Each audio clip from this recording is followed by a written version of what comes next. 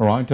Today marks the International Day Against Drug Abuse and Illicit Trafficking, or World Drug Day.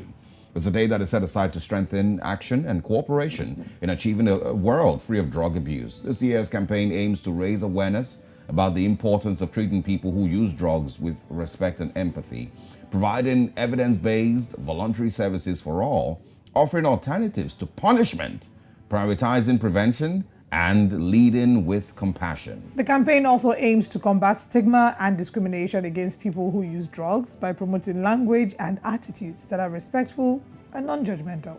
It also aims to achieve the following.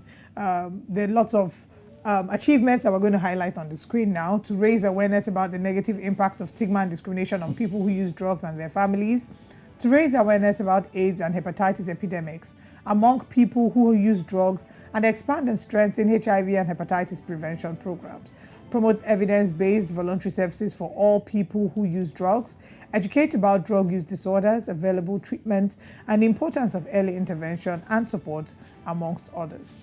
Joining us this morning is the founder of CARIS Family Development Initiative, popularly known as CARIS, which is a social network agency which promotes the functional well-being of individuals and families in the community. She's also a clinical social worker with over 13 years of practice in social work experience. We say welcome to Becca Deramo Angela. Good morning. Thanks for joining us. Good morning, Lagos. Thank you for having me, News Central. Great to have you. In recent times, we've seen videos of teenagers engaging in drug abuse, across the social media space. We've seen, of course, even certain names becoming popular, Kolos, and videos of people really in a bad place, after, taking drugs. Now, talk about this year's theme: people first, stop stigma and discrimination, strengthen prevention, and where we currently are in the fight against drug abuse.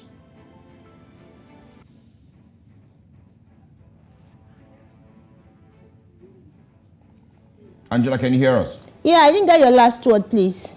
No, just go ahead. I'm asking that you tell us about where we currently are in the fight against drug abuse and how, or what direction we need to take the fight.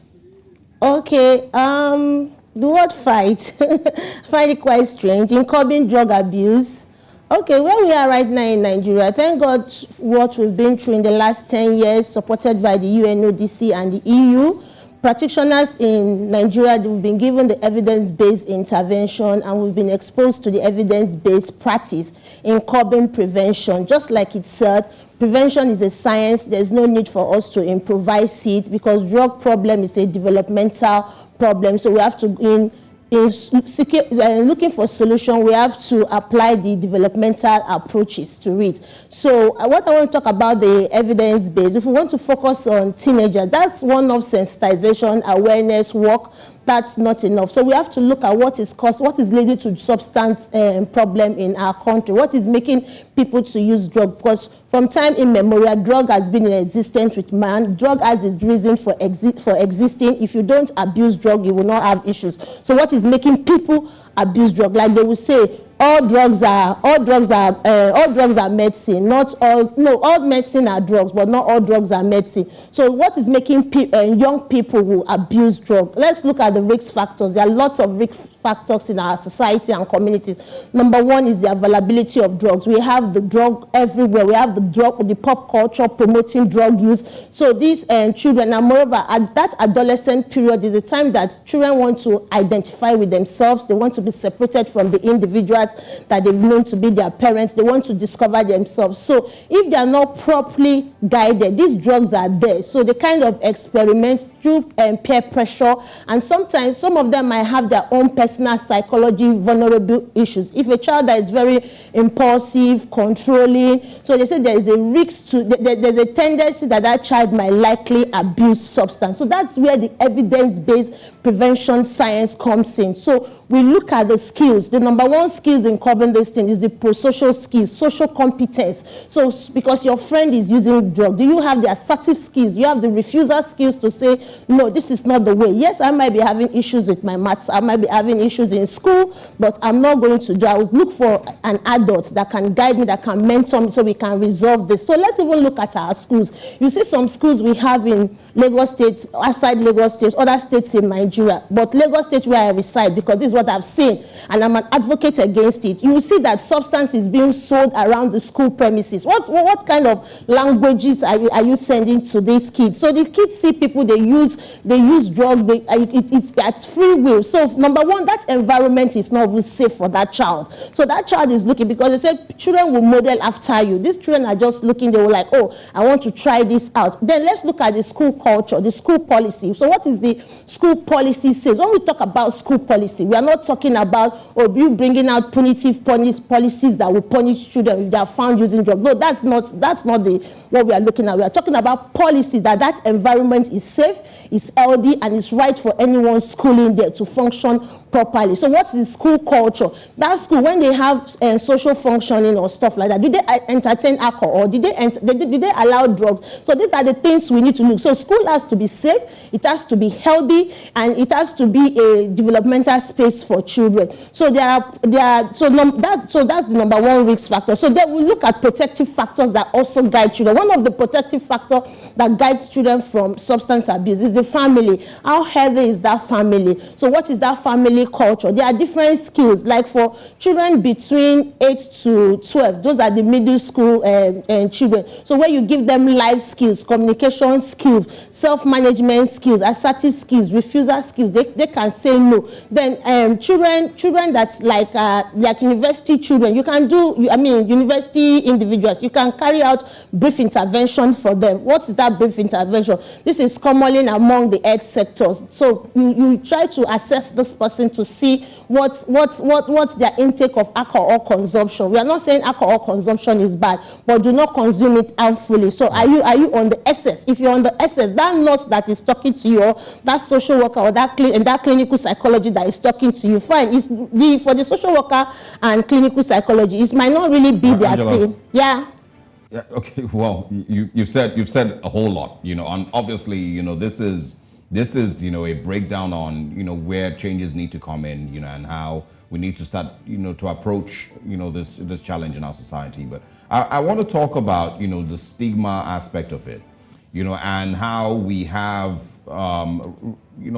what they call them now, the centers where people, of course, go to seek treatment, but it feels more punitive than actual treatment for drug abuse or for addiction. So let's talk about those two things. The stigma around drug abuse, and of course why our rehabilitation centers, that's the word, rehabilitation centers seem more like punitive and prisons than they are rehabilitating. I think, and to add to that would be to ask, do we even have enough rehabilitation centers? Whoa. Okay, let me take the first one. As in, why is a treatment center more punitive towards treatment and recovery? Then do we really have enough treatment centers to address the drug needs that we have in Nigeria? Yes. Yeah, I'll come to that. Okay, for the punitive approach, like I said, let's say 5 years backward, 10 years backward, yes, it was more of punitive than treatment. You see, people really do not understand drug problem. They feel that somebody having an addiction is a moral failing. You failed yourself, you failed your family, you failed society, so you deserve that punishment. That punishment, that harsh treatment that is coming to you in form of treatment, so you deserve it. They fail to see that it's a health-related disease, it's a mental health situation that needs to be addressed. But we've been exposed to the evidence-based approach of treatment. I would say it's changing, though it's not all over, it's not popular. I could say it's probably 40%, 30%, probably I'm exaggerating, 20, 25%, probably that's where we are. So we look at the evidence-based approach. The evidence-based approach is the BPSS, which is the biopsychosocial spiritual. I will explain what it is. First, bio, we understand that is a health problem. Psychosocial, it has affected the psyche, it has affected the social aspect of life. Then spirituality has nothing to do with your faith or whatsoever you believe in. It's a state of holiness. So we sit down with this individual and you work with the individual. We use the ASI, we use the assist. There are 7 domains in the drug treatment. So we look at where this individual is having issues. So we kind of address it. So it's client-centered, it's not program-centered. So because no two individuals is same, it's not one peg fits all. Then let's go back to stigma. The society will stigmatize whoever that is using drug, we judge the family, because Nigerian society is yet to understand that this is a health problem, and because they do not understand it, and the media too is not the media is not helping. The media is culpable to that. They play a good percentage of promoting stigma. You would have seen videos flying all over, people that are really dependent in their vulnerable position. You see people who shoot video out on them and put it on social media. They don't even care about this person's well-being, and they kind of misinterpret the addiction, and all they care for is the traffic and the whatsoever that the benefit that is going to get them. No, first they need to understand that this person is vulnerable. Somebody that will continuously use drug is beyond their willpower. Fine, they can fight to overcome it during recovery.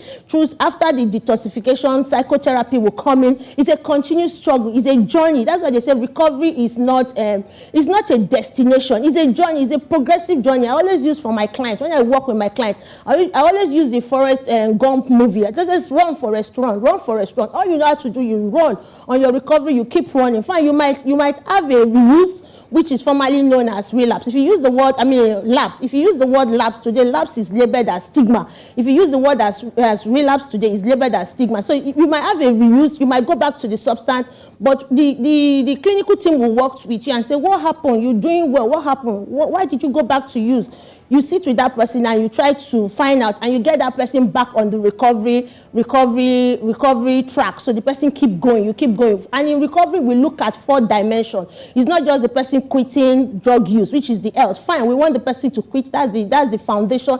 Then we go to family. How is your home? How is your relationship with your social network, your family, and everything? Then your purpose in life. Are you functioning? Are you living that impactful life? Then community. What impact are you making? What are you contributing to society? I always tell my client, you see these clothes I'm wearing, I'm not the one that made it. A tailor made it. So that's the tailor's impact. So I look good on what I'm wearing. I'm a clinical social worker. I'm here to work with you so we can work this journey together. So when you're out of treatment, so what are you going to do to make that impact in society that you two are also contributing to the goodness of humanity? So let's come back to, do we have enough treatment and rehabilitation centers? No, we did not.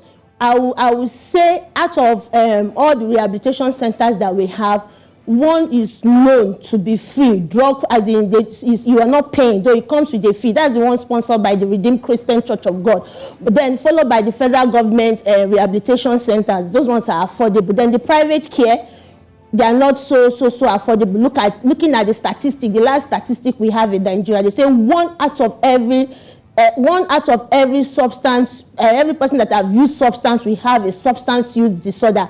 Our population count was 14.4 million persons. This is 2019 report I'm giving you. Have used substance in a lifetime. That is between the ages of, I think, 16 to 64. Then, as at that time, it was estimated that 3 million persons have substance use disorder in Nigeria. Yes, these please. are very alarming numbers that you've highlighted there. And, the work that you're doing, the attention you're drawing to it is very important. And we're hoping that, individuals, families, schools, the society at large, and even the government can see what you're trying to do here and see, the role that we all have to play in curbing substance abuse. Thank you so much for your time with us this morning. Thank you. All right.